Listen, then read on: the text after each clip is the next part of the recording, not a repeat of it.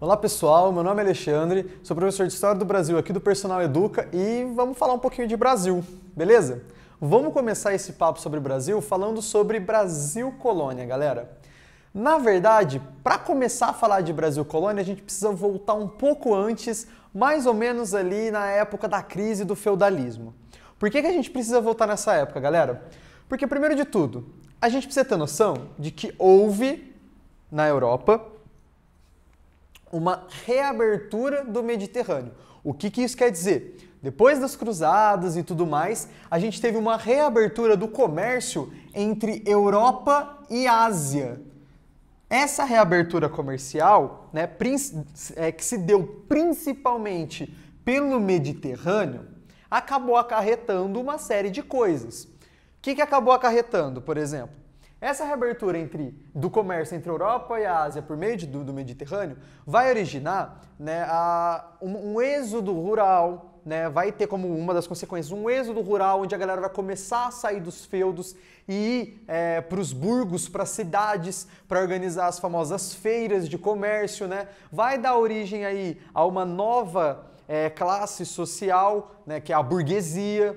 A gente vai ter também, nesse processo de crise do feudalismo, a formação dos estados nacionais. O que vai ser essa formação dos estados nacionais? Pensem lá, feudalismo, tudo descentralizado. A gente vai começar a ter uma centralização na mão de uma pessoa só, do rei, que era uma figura que estava completamente esquecida. A gente vai voltar a ter uma centralização na mão desse rei, e esse rei que vai juntar, né, o seu território num estado forte, né, numa unidade ali, vai ter o apoio, inclusive financeiro, de quê? Dessa nova burguesia que surgiu com a reabertura do Mediterrâneo. Então, quando a gente junta tudo isso, a gente começa a ver que vai nascerem países ali, comandados por um rei. O primeiro deles é o nosso foco, que é Portugal. Portugal vai ser o primeiro país, o primeiro Estado nacional. Isso vai se dar por conta da Guerra de Reconquista, né? Portugal, juntamente com os reinos que formavam a Espanha ali, vão estar lutando contra os mouros, né? Os muçulmanos que estavam instalados ali na Península Ibérica, vão estar tentando expulsar eles, e assim que Portugal consegue já uma boa parte ali expulsar essa galera, a gente tem aí a formação de Portugal. A partir disso, galera, Portugal vai querer entrar nesse comércio, né? Pronto, assim, vamos supor, pronto, virei um país, vou agora comercializar, né? E não que isso fosse uma necessidade, mas Portugal quis desse modo. Então, pronto, sou um Estado nacional, vamos comercializar. Porém, o Mediterrâneo, galera, ele estava ocupado, né? Não necessariamente ocupado, mas ele estava com um monopólio ali da galera de Gênova e da galera de Veneza. Então não era viável para Portugal passar pelo Mediterrâneo. E é daí que vai surgir a ideia da circunnavegação da África. Ou seja, vamos dar a volta na África para chegar até onde a gente quer, que são as Índias, né? Na Índia. Tá, beleza, mas não é muito caro tudo isso? Não é muito trabalhoso? É trabalhoso de fato, mas se a gente pensar que Portugal tinha o desenvolvimento de escolas náuticas, se a gente pensar aqui também que a posição, né, de Portugal aí na beirada do Atlântico ajudava muito, já justifica parcialmente isso. E além disso, Portugal ia criando nessas paradas, né, ia criando feitorias. Era um sistema que Portugal tinha, que eram criar entrepostos comerciais. Esses entrepostos comerciais se chamavam feitorias. Então, esses entrepostos, essas feitorias tinham a função de originar um comércio entre Portugal e essas sociedades africanas ali, e além disso, isso daqui, galera, para vocês terem ideia, é o início já de todo o monopólio português sobre o tráfico de escravos, por exemplo. Esse sistema de circunnavegação, de feitorias, vai lá na frente originar, né, esse tráfico negreiro e tudo mais. Mas voltando aqui, essas feitorias, além de originarem comércios entre portugueses e as sociedades africanas, vai originar também todo um processo de reabastecimento dos navios portugueses. Era uma viagem longa e tudo mais, e vai gerar um reabastecimento. É nesse processo de achar rotas alternativas para as Índias que a gente vai acabar, né, parando aqui no Brasil. Que a gente não, né? Que Portugal vai acabar parando aqui no Brasil. E quando Portugal, né, chega aqui na terra de Veracruz e tudo mais, a gente vai ter o que a princípio? A princípio, né, lá na Carta de Pero Vaz de Caminha a gente pode ver, né, descrevendo ali as sociedades indígenas que aqui estavam, era um lugar muito bonito, muito rico, tinha o pau-brasil, rolava, né, o escambo, né, então Portugal fornecia objetos, utensílios que para os índios pareciam úteis, né, poderiam ser úteis, e os índios ajudavam nesse processo de retirada, de extração do pau-brasil. Mas a princípio, galera, basicamente ali, os primeiros 30 anos de Brasil, de 1500 a 1530 ali, Portugal não vai dar tanta importância assim ao Brasil. Até mesmo porque o comércio com a Índia vai estar bombando. E além disso ainda, além do comércio das Índias estar bombando, Portugal vinha aqui para o Brasil, fazia algumas expedições de policiamento para saber se não tinha ninguém, nenhum outro país, nenhum outro estado tentando colonizar ali. Fazia sempre uma outra expedição para escambo e tudo mais, para trocas comerciais ali. Mas foi isso. Quando o comércio com a Índia começou a decair e quando Portugal passou a perceber que tinham alguns países ali interessados nas terras brasileiras, Portugal achou melhor colonizar. O famoso, né, vamos colonizar para ter a terra, né, o uso capião, né, vamos colonizar para a gente poder ter o direito de usar ela. Uma vez que Portugal pensou em colonizar o Brasil, vale a pena ressaltar aqui, né, que Portugal estava inserido num sistema mercantil, um sistema de mercantilismo, galera. O que quer dizer um sistema de mercantilismo? O mercantilismo, galera, como eu posso falar? Ele é um sistema primitivo de acúmulo de capital e que ele tem algumas regrinhas. Por exemplo, você precisa ter um Estado forte e um Estado que que controle a economia. O Estado interfere fortemente na economia, beleza? Além disso, o mercantilismo prega por uma balança econômica favorável, ou seja, comprar menos e vender mais, ou seja, menos coisas entrando e mais coisas saindo. E esse comprar menos ou comprar mais barato para poder vender mais faz muito sentido com a colônia, tanto é que o mercantilismo pede uma colônia, um sistema de colonialismo. Afinal, você pega as coisas da colônia a baixos preços, vende a altos preços, inclusive vende para a própria colônia. Então o mercantilismo funciona dessa maneira. Além disso, o mercantilismo tem toda a questão do metalismo, busca por metais preciosos e tudo mais. Aí, galera, uma vez que Portugal está inserido nesse contexto, ele vai precisar colonizar o Brasil. Vamos colonizar então o Brasil. Portugal vai se dar no Brasil uma forma de exploração e tudo mais, mas precisa, primeiramente, colonizar, de exploração, de povoamento, você precisa colocar a gente lá e precisa estabelecer um tipo de governo para começar. E qual que vai ser esse tipo de governo que Portugal vai estabelecer? É o tipo das capitanias hereditárias, que já era familiar para Portugal. Portugal já tinha usado esse sistema lá nas ilhas do Atlântico e tudo mais. E ele vai instalar isso aqui no Brasil. Dividir o Brasil em 15 terras. Em 15 pedaços de terras, né? Que vão ser doados a donatários. E esses donatários que recebem essas terras vão ter o compromisso de povoar e produzir algo. Ou seja, é uma forma em que a coroa portuguesa em si não tem muita preocupação quanto à terra e tudo mais, beleza?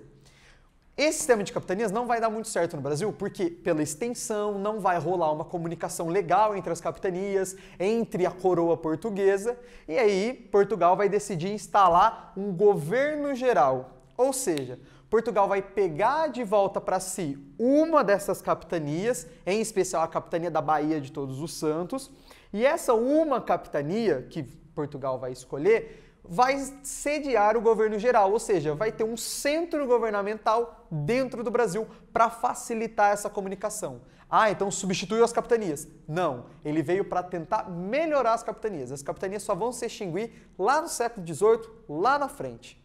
Beleza, galera? Bom, pessoal, vamos lá então falar mais um pouquinho sobre Brasil Colônia. Agora, galera, que a gente já tem essas noções prévias desse primeiro, né, desse a priori desinteresse português sobre o Brasil, né, e depois esse sistema de colonização, esse sistema de governo por parte das capitanias hereditárias, do governo geral, vamos falar um pouco então da economia brasileira, né, em que vai se fundamentar a economia brasileira nessa época. É a hora que a gente começa a falar então da tão famosa sociedade açucareira no Brasil, beleza, galera? A gente precisa fazer alguns apontamentos sobre a sociedade açucareira a princípio.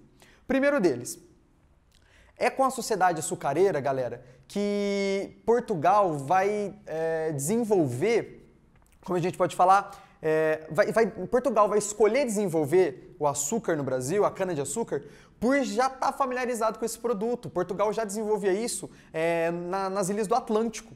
Além disso, o solo e o clima do Brasil eram muito favoráveis para a cana-de-açúcar, beleza?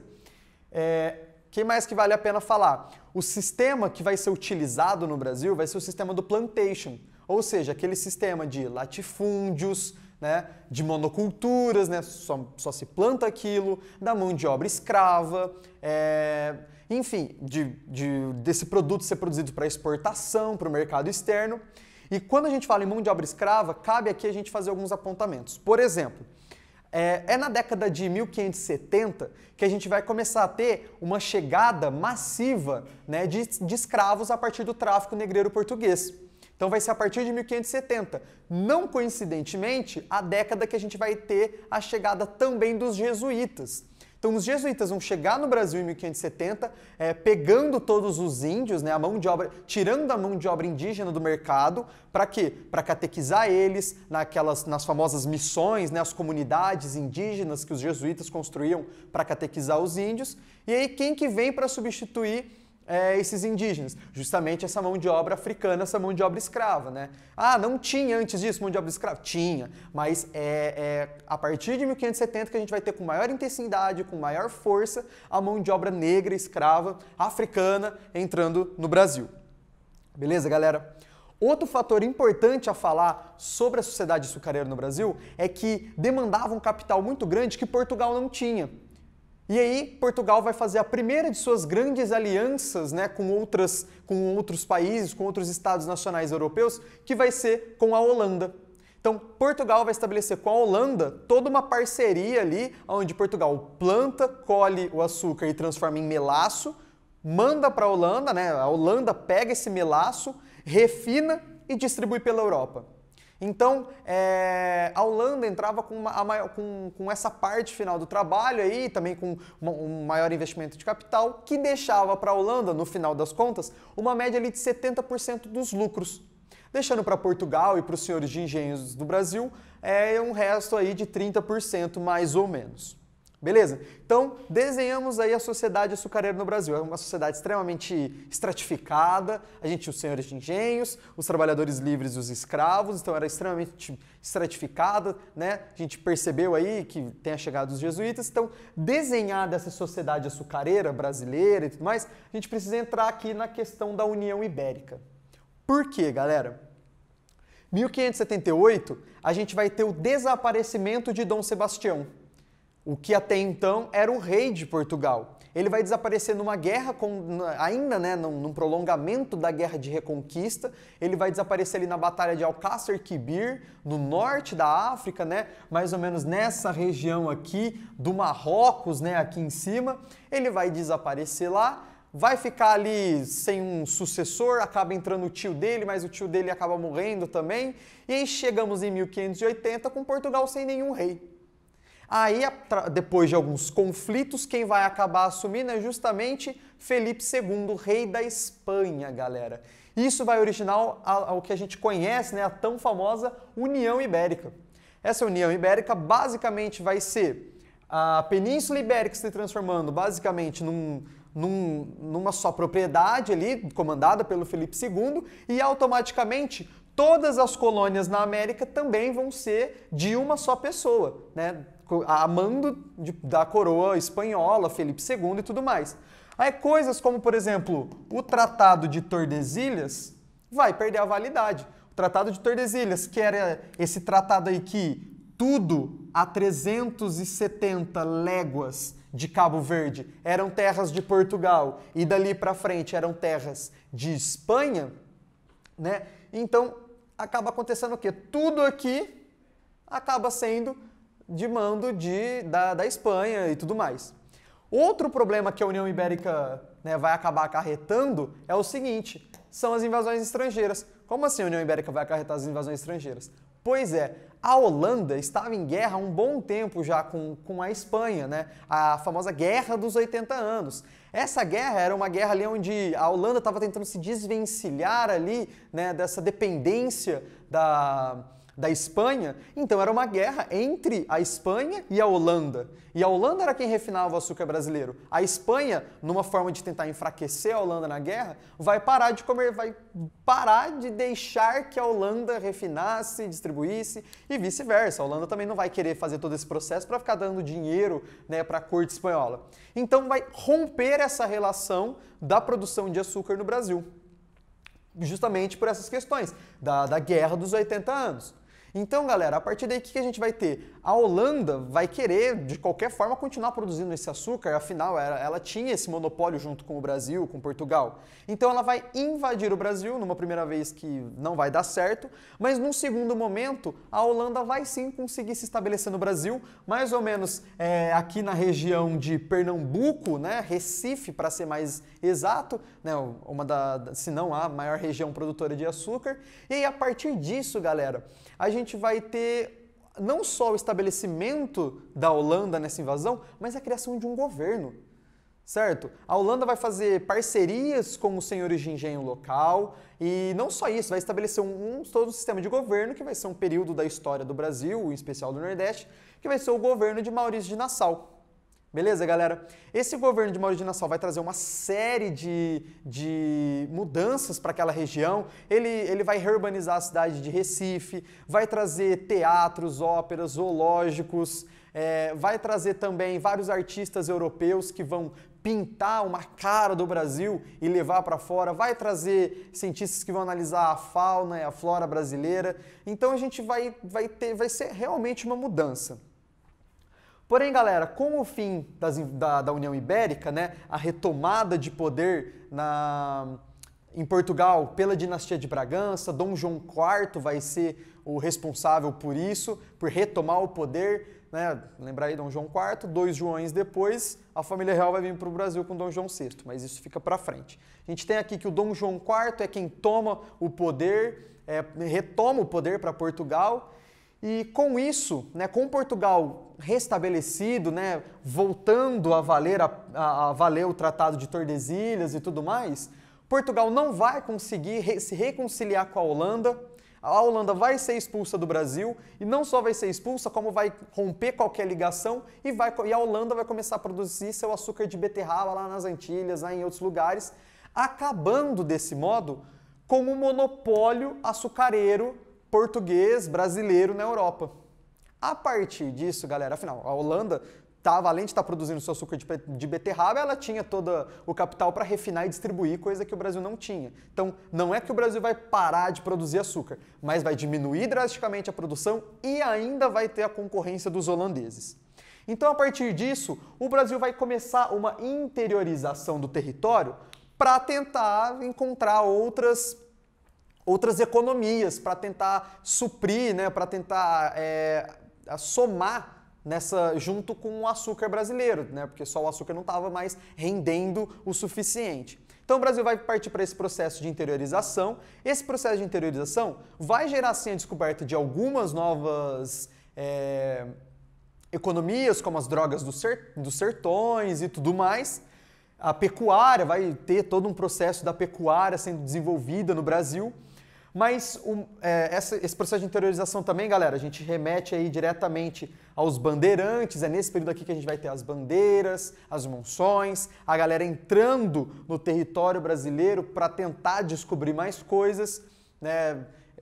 Como eu já disse, outras economias vão ser desenvolvidas a partir desse processo de interiorização, como a pecuária, como as drogas do sertão.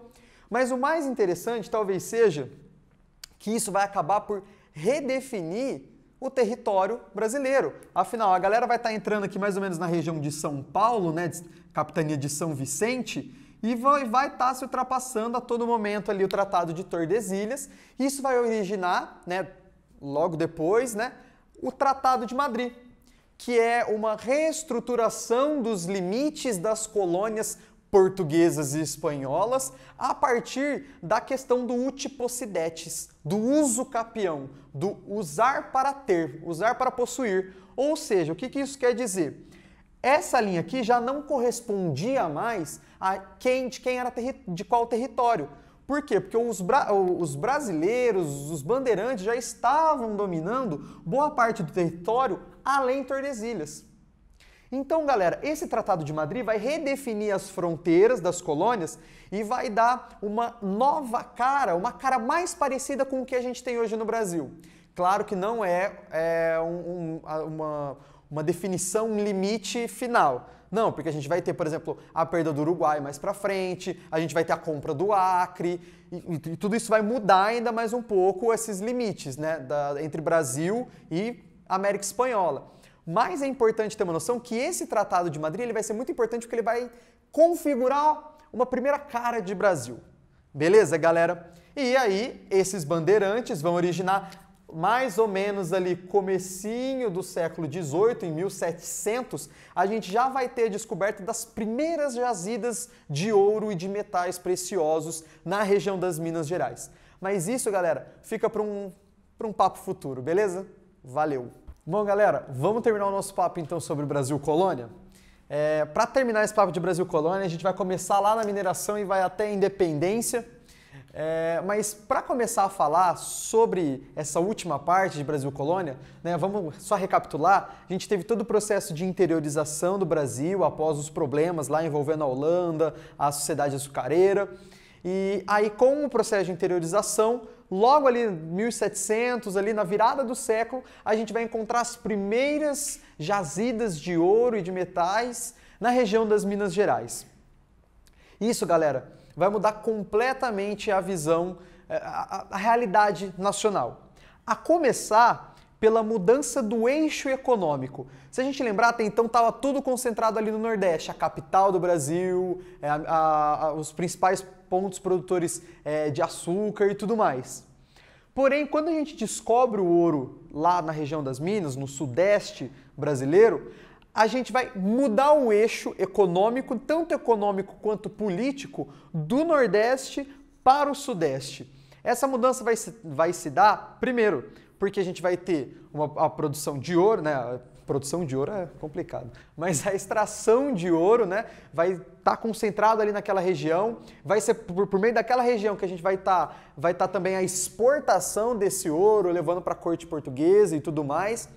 E também, galera, a gente vai ter uma mudança política, porque por volta de 1750 a gente vai tirar a capital da Bahia, né, lá de Salvador, e colocar no Rio de Janeiro. Ou seja, é uma mudança drástica e isso vai acabar originando um esquecimento do norte e do nordeste brasileiro, que vai ter alguns problemas que a gente vai ver depois. Mas a princípio, galera, quando a gente fala de mineração e tudo mais, a gente precisa falar também do Tratado de Matuem ou Tratado de Panos e Vinhos. Galera, o que foi o Tratado de Panos e Vinhos? Foi um acordo entre Portugal e Inglaterra que definia que basicamente tudo que envolvesse a indústria têxtil em Portugal teria que vir da Inglaterra, ou seja, os panos portugueses teriam que ser comprados dos ingleses e tudo que diz respeito a vinhos na Inglaterra teria que ser comprado de Portugal. Ou seja, Portugal só comprava panos, roupas e tudo mais da Inglaterra e a Inglaterra só comprava vinhos de Portugal. Por questões óbvias ali, a gente vai perceber que isso vai gerar, né, um problema na balança. Afinal, Portugal consumia muito mais panos do que a Inglaterra vinho. E isso vai gerar, né, uma dependência de Portugal perante a Inglaterra, uma dependência econômica, porque Portugal vai estar sempre devendo para a Inglaterra. Então, quando a gente descobre o ouro no Brasil, esse ouro vai para a coroa portuguesa, mas vai principalmente para a Inglaterra. Principalmente para a Inglaterra no sentido de sanar essa dívida, Beleza, galera? Então, esse tratado de Maturin, Tratado de Panos e Vinhos, vai dar uma nova cara, uma nova realidade para o Brasil e para Portugal. Então, galera, seguindo aí, a gente vai ter na sociedade mineradora, de novo, mão de obra escrava, a gente vai ter uma sociedade sim estratificada, mas com uma maior mobilidade social, né? A gente vai ter uma mobilidade social porque a gente vai ter a galera que vai, a partir dessa... Porque vai começar a surgir, com o ouro, grandes cidades, grandes centros urbanos do Brasil. E isso vai acabar acarretando uma maior mobilidade social, vai ter a galera ali sempre que vai conseguir subir para um nível a mais, um nível a menos, mas a gente ainda tem no topo os grandes mineradores e lá embaixo os escravos. É só esse meio ali que vai ficar transitando. Aí, galera, o que a gente vai ter nesse período? Se a gente lembrar em século XVIII, é a era do Iluminismo. E como no Brasil a gente vai estar com essa descoberta de ouro, a gente vai ter parte da elite jovem, né, dessa região das Minas, do Sudeste, indo para Portugal, para a Europa, para Paris e tudo mais, estudar, ter seus estudos lá, estudo em Coimbra, em Paris e tudo mais. E esses jovens, quando eles começam a retornar para o Brasil, eles não só vão trazer toda uma questão artística junto com eles, por exemplo, o arcadismo, né, e tudo mais, não só esses movimentos artísticos, mas eles vão trazer também ideias iluministas. E é nessa época que o iluminismo vai inundar o Brasil e vai respaldar as principais revoltas que a gente vai ter. Se a gente parar para pensar, a primeira metade do século XVIII, produzindo muito ouro, extraindo muito ouro, tendo muito ouro no mercado. Mas para o final, vai reduzir a quantidade de ouro, obviamente, mas para o final do século XVIII. Aí a corte portuguesa vai começar a impor cada vez mais impostos para tentar não diminuir a sua arrecadação de ouro e tudo mais. E isso vai originar, por exemplo, impostos como a derrama, e a derrama vai originar, consequentemente, revoltas. Revoltas como a Inconfidência Mineira de 1789. A Inconfidência Mineira, galera, ela se encaixa mais ou menos aí como um movimento extremamente fundamentado no iluminismo, não com influências da Revolução Francesa em si, porque olha aqui, ó, o período, ó, é no mesmo ano da Revolução Francesa, não teve tempo ali de gerar qualquer influência da Revolução Francesa, mas vai ter influência da independência dos Estados Unidos, do iluminismo muito fortemente, que vão ser basicamente a elite mineira, né, lutando ali para se separar, instaurar uma república a partir de ideais que esses jovens da elite conseguiram trazer lá da Europa. Só que vocês lembram que eu falei que o Nordeste vai ficar esquecido e tudo mais? Esse esquecimento do Nordeste por parte da coroa portuguesa vai acabar originando revoltas também, como a Conjuração Baiana, que também vai ser separatista, que também vai ser influenciada pela independência dos Estados Unidos, pelo iluminismo, aqui pela data já dá pra gente saber que também vai ser influenciada pela Revolução Francesa e também pelo processo de independência que está acontecendo no Haiti, certo? Que é basicamente um movimento negro, né, de escravos e tudo mais. E a Conjuração Baiana, né, ou Revolta dos Alfaiates, remete justamente a essa classe, a uma revolta mais popular, certo? Porque essa galera vai estar justamente reclamando das condições de vida que aquele povo esquecido está tendo. Essas conjurações, inconfidências vão dar, assim, um ar de revolução mesmo, de mudança e tudo mais, só que não vai acabar acarretando em nada. Se a gente parar para pensar aqui, ó, essa galera já está pedindo o republicanismo exatos 100 anos antes da República no Brasil, que vai ser ali em 1889. Então percebam aí, galera. Além disso, né, com esse final de período de ouro aí, de crise do sistema colonial, vai ter mais uma coisa que vai influenciar, que é o governo joanino, galera. O que foi o governo joanino? Seguinte, Napoleão está comandando lá na França. Napoleão cria o que a gente chama de bloqueio continental. Tá vendo aqui, ó, os pontinhos azul estão isolando a Inglaterra do resto da Europa. Ninguém pode comercializar com a Inglaterra. O que vai acontecer vai ser justamente o seguinte: Portugal, devido ao Tratado de Panos e Vinhos, tem uma forte dependência da Inglaterra. Portugal precisa tomar um partido e Portugal vai tomar o partido dos ingleses.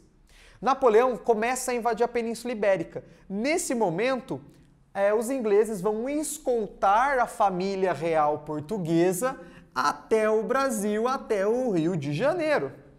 Beleza, galera? E aí, durante esses anos, a partir de 1808, a gente vai ter a coroa portuguesa, a corte portuguesa, vivendo na colônia, algo inédito. E aí, esse viver na colônia vai trazer uma série de mudanças. Por exemplo, vocês lembram do exclusivo comercial, do pacto colonial, que a metrópole só podia comercializar, né, que a colônia só poderia comercializar com a metrópole e vice-versa? Como a corte está na colônia e não tem como fazer o intermédio, né, não tem como Portugal intermediar o comércio entre o Rio de Janeiro, né, entre o Brasil e a Inglaterra, a coroa portuguesa vai elevar o Brasil a Reino Unido de Portugal, beleza? Então o Brasil vai deixar de ser colônia, vai virar Reino Unido, inclusive o Brasil vai participar do Congresso de Viena. E além disso, o Brasil ainda vai fazer o quê? Que mais que vai acontecer com isso? Vai criar-se uma série de tratados em que é permitido o Brasil, enquanto colônia, enquanto Reino Unido, comercializar diretamente com a Inglaterra. Então o Brasil vai ter direito de comercializar diretamente com a Inglaterra.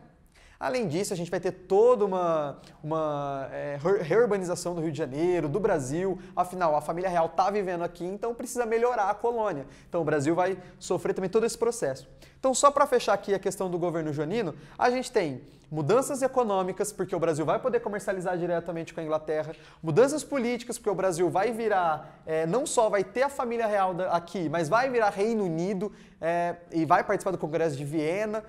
E, além disso tudo, vai ter todo um processo de urbanização e de modernização para justamente acatar essa família real que está aqui. E para finalizar, galera, se a gente lembrar aqui, Congresso de Viena, queda de Napoleão, é 1815. A família real vai ficar no Brasil até 1820, ou seja, vai ter 5 anos aqui que já acabou a era napoleônica aqui em Portugal, já não tem mais invasão francesa na Península Ibérica e a família real ainda vai estar no Brasil. A gente vai ter o que vai ser chamado de Revolução, né, do Porto, vai ser a galera em Portugal pedindo a volta da família real. Lá em Portugal eles estavam sob domínio inglês, os ingleses estavam comandando ali. E aí a família real volta para lá, volta para Portugal, né, e deixa aqui no Brasil Dom Pedro I. A partir daí, galera, já entra um papo mais pra frente, que é a independência em si. Aí já fica por um papo mais pra frente que a gente vai falar sobre independência, primeiro reinado e tudo mais. Beleza, galera? Até mais!